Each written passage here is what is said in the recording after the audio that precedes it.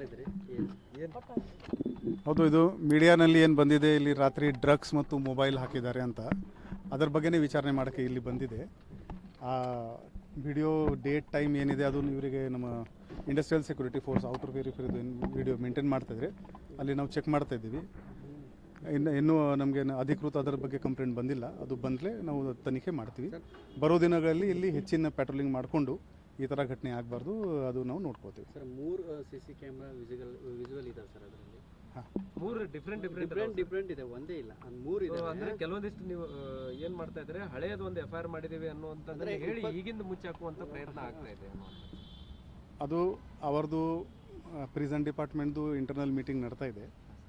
ಆ ಕ್ಯಾಮೆರಾ ಯಾವುದು, ಡೇಟ್ ಯಾವುದು, ಟೈಮ್ ಯಾವುದು, ಅದು ಫಸ್ಟ್ ಅದು ಎಸ್ಟಾಬ್ಲಿಷ್ ಆಗಲಿ.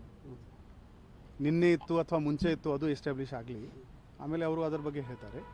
ಸೆಕೆಂಡ್, ಈ ಥರ ಮುಂಚೆ ಕೂಡ ಆಗಿದ್ದಾರೆ, then also it is a cause of concern. ನಾವಿಲ್ಲಿ ಆಲ್ರೆಡಿ ಇಂಡಸ್ಟ್ರಿಯಲ್ ಸೆಕ್ಯೂರಿಟಿ ಫೋರ್ಸ್ದು ಸೆಕ್ಯೂರಿಟಿ ಇದೆ. ನಮ್ಮದು ರೂರಲ್ ಲಿಮಿಟ್ದು ಪ್ಯಾಟ್ರೋಲಿಂಗ್ ವಗೇರೆ ಏನಿದೆ ಅಲ್ಲಿ ನಾವು ಹೆಚ್ಚಿನ ಮಾಡ್ತೀವಿ. ನಿನ್ನೆ 4 ಮೊಬೈಲ್ ಏನೋ ಸಿಕ್ಕಿದಾವ ಅನ್ನೋ ಅದು FIR ಆಲ್ರೆಡಿ ಆಗೋಗಿದೆ. ಸಿಕ್ಕಿದಾವ ಸರ್ 4 ಮೊಬೈಲ್ ಒಳಗಡೆ ಜೈಲಲ್ಲಿ ಏನಾದ್ರು? ಇದು ಘಟನೆ ಬಗ್ಗೆ ಇಲ್ಲ, ಅದು ಹಳೆ ಕೇಸ್. ಅದೇ ಒಟ್ಟಿನಲ್ಲಿ 4 ಮೊಬೈಲ್ ಸಿಕ್ಕಿದಾವೆ ಅನ್ನೋಂಥದ್ದು ಅದು ಅವರಿಂದ ನನಗೆ ಆಫಿಷಿಯಲಿ ಬರಬೇಕು.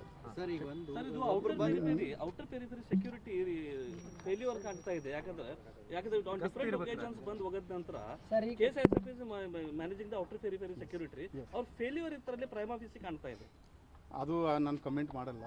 ಬಟ್ ನಮ್ಮ ರೂರಲ್ ವ್ಯಾಪ್ತಿನಲ್ಲಿ ಇದು ಹಿಂಡಲ್ ಗಾಜಲ್ಲಿ ಬರುತ್ತೆ.